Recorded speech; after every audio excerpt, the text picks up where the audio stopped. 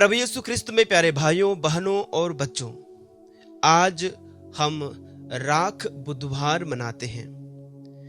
नबी योएल के ग्रंथ से प्रभु आज हमें आह्वान करते हैं कि अब तुम उपवास करो और रोते तथा शोक मनाते हुए पूरे हृदय से मेरे पास लौट आओ।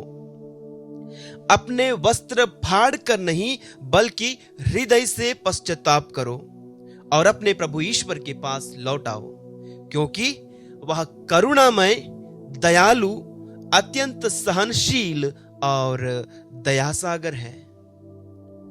इस आह्वान के साथ माता कलीसिया हम सबका आह्वान करती है पश्चाताप करते हुए प्रभु के पास लौटने के लिए। प्रभु यीशु के दुख भोग, मरण और उनके पुनरुत्थान के रहस्यों के ऊपर मनन चिंतन करने का यह पुण्य काल है, चालीसा काल, जिसका आज हम आगाज कर रहे हैं। आत्मा के शुद्धिकरण एवं प्रभु तथा एक दूसरे के साथ मेल मिलाप करने का यह उपयुक्त समय है।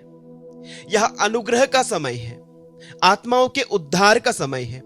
यह अत्यंत कीमती समय है, इसे हम यूं ही न जाने दें। आज के दूसरे पाठ में प्रभु कहते हैं, आपको ईश्वर की जो कृपा मिली है उसे व्यर्थ न जाने दें, क्योंकि वह कहता है, उपयुक्त समय में मैंने तुम्हारी सुनी, कल्याण के दिन मैंने तुम्हारी सहायता की। और देखिए, अभी उपयुक्त समय है, अभी कल्याण का दिन है। दूसरा कुरिन्थियों अध्याय 6 वचन 2, कितना सुंदर वचन है। प्रभु कह रहे हैं, यहां उपयुक्त समय है, यहां उचित समय है हमारे उद्धार का, हमारी मुक्ति का। पाप से विकृत हमारी मानवीय स्वभाव को आज एक सही दिशा की जरूरत है। पाप की अज्ञानता में खोए मानव को आज प्रभु की ज्योति की जरूरत है। रोमियो 3:23 में प्रभु का वचन कहता है, सबों ने पाप किया और ईश्वर की महिमा से वंचित हो गए। सबों ने पाप किया और ईश्वर की महिमा से वंचित हो गए, और ईश्वर की कृपा से सबों को पाप मुक्ति का वरदान मिला है। ईश्वर की कृपा देखिए, सब कोई पापी है, सबों ने पाप किया, सबको ईश्वर की कृपा से वंचित है, लेकिन ईश्वर की कृपा से हमें पाप मुक्ति का वरदान मिला है हमारे प्रभु यीशु ख्रिस्त के क्रूस मरण के द्वारा। प्रभु यीशु ख्रिस्त में प्यारे अजीजों, हम में कोई ही ऐसा होगा जो वास्तव में निष्पाप हो, जो पूरी तरह से दावा कर सके मैंने कोई पाप नहीं किया है। हम सब पापी हैं, और यदि मुझे यह लगता है कि मैं पापी हूं, मैं स्वीकार करता हूं कि मैं पापी हूं, तो मैं ईश्वर की महिमा से वंचित हूं, जैसा वचन कहता है। और मैं ईश्वर की महिमा से वंचित हूं तो ईश्वर का राज्य मेरे हाथों से फिसलता जा रहा है। मैं ईश्वर से दूर होता जा रहा हूं, मैं मुक्ति, मैं उद्धार से दूर होता जा रहा हूं। और प्रभु आज आह्वान करते हैं कि मैं उनके पास लौट करके आऊं। यदि मुझे लगता है कि मैं पापी हूं और ईश्वर से दूर जा रहा हूं, तो आज प्रभु की ये वाणी सुन करके मैं उनके पास लौट करके आऊं। जैसा मैंने प्रारंभ में कहा, नबी योएल कहते हैं, अब तुम उपवास करते हुए, रोते विलाप करते हुए अपने प्रभु के पास लौट आओ। 40 का यह पवित्र समय उपवास, प्रार्थना और अपने पापों के ऊपर पश्चाताप करते हुए ईश्वर के पास लौट कर आने, ईश्वर से अपने टूटे हुए संबंध को फिर से जोड़ने का समय है। प्यारे अजीजों, उपवास और प्रार्थना, इन दोनों का आपस में बहुत गहरा संबंध है। हमारे जीवन में कोई ऐसी परेशानी है, कोई ऐसी समस्या है जिसका सामना करना, जिसके ऊपर विजय पाना यदि हमें बहुत मुश्किल लगता है, तो प्रभु का वचन कहता है, उपवास करके प्रार्थना करो, उपवास करके प्रार्थना करो। हम संत मार्कुस के सुसमाचार के अध्याय 9 के वचन 29 में पढ़ते हैं कि प्रभु के शिष्यों के पास एक बालक को लाया जाता है और प्रभु के शिष्य उसे चंगा नहीं कर सकते, उसके अबदूत को उससे नहीं निकाल सकते हैं। तो तब उस बच्चे का पिता प्रभु यीशु के पास आता है और प्रभु यीशु कहते हैं कि इस प्रकार की जाति ऐसे नहीं निकलती, उसके लिए उपवास और प्रार्थना की जरूरत होती है। तो प्यारे भाइयों और बहनों, यदि आपको लगता है, यदि मुझे लगता है मुझ में ऐसी कोई बुराई है, मुझ में ऐसी कोई समस्या है जिसका मेरे पास समाधान नहीं है, मैं बहुत कोशिश कर रहा हूं लेकिन सफलता नहीं मिल रही है।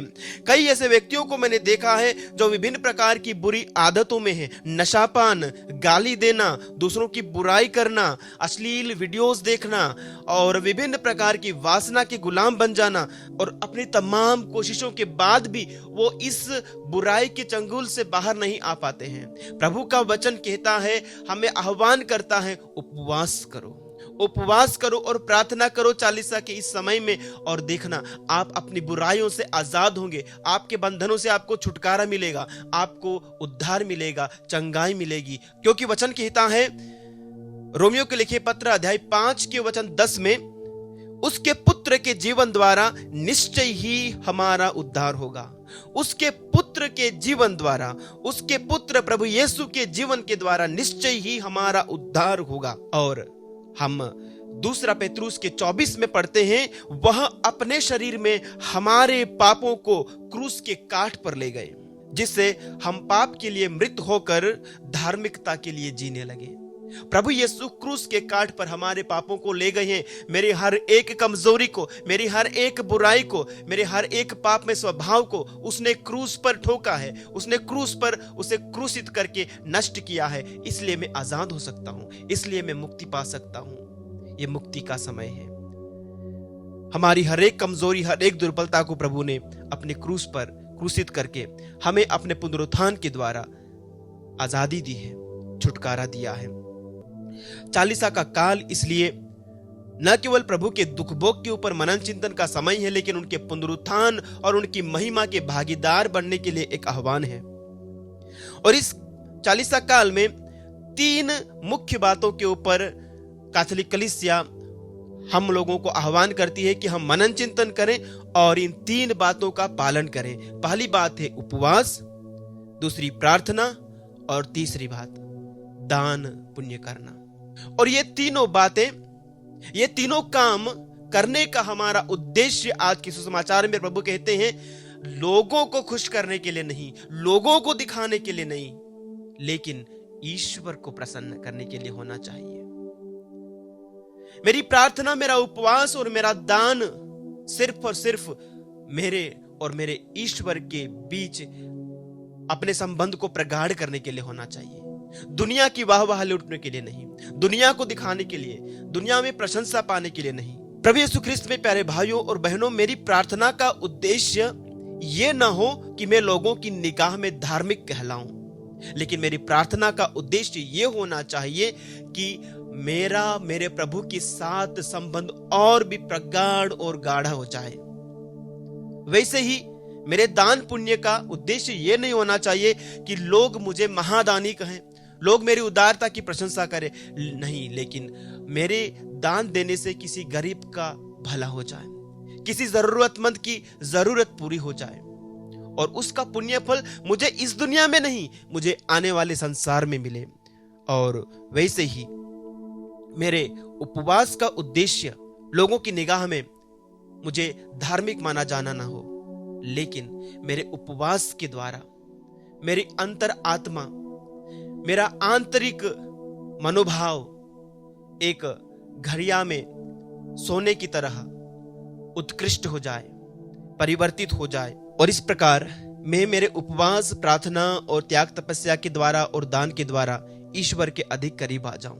प्रभु यीशु ख्रिस्त में प्यारे भाइयों और बहनों, जब आज हम राख बुधवार मना रहे हैं, हमारे सिर पर राख मली जा रही है और हमें याद दिलाया जा रहा है, मनुष्य तू मिट्टी है और मिट्टी में मिल जाएगा, अथवा पश्चाताप करो और सुसमाचार में विश्वास करो, सब कुछ नष्ट हो जाएगा, लेकिन हमारा विश्वास, हमारा पश्चाताप हमारे लिए उद्धार कमाएगा। सब कोई पापी हैं, सब कोई पाप करते हैं, लेकिन पश्चाताप वह चाबी है जो हमारे लिए हमारी कमजोरियों के बावजूद भी स्वर्ग का द्वार खोलती है। अपने पापों की गठरी को लेकर, अपने पापों के बोझों को लेकर आइए हम प्रभु के पास आ जाएं, हम उनके पास लौट आएं, हम उनके क्रूस के तले आए और कहें, प्रभु मेरे पापों का बोझ तू ले जा और मुझे मुक्त कर। मैं मेरे इस पापों के दोषों के साथ स्वर्ग में नहीं जा सकता। तू अपने पवित्र लहू से धोकर मुझे शुद्ध कर, पवित्र कर और मुझे फिर से तेरी संतान बना ले। आप सबों के लिए यह 40 काल आध्यात्मिक कृपाओं, आशीषों का काल हो। आप इस समय वाकई में प्रभु के बहुत करीब आ जाएं, आध्यात्मिक हो जाएं, ईश्वर में हो जाएं, उनके प्रेम की ऊंचाई, गहराई और चौड़ाई को समझ सकें और क्रूसित प्रभु आपको इस 40 काल में गले से लगाए,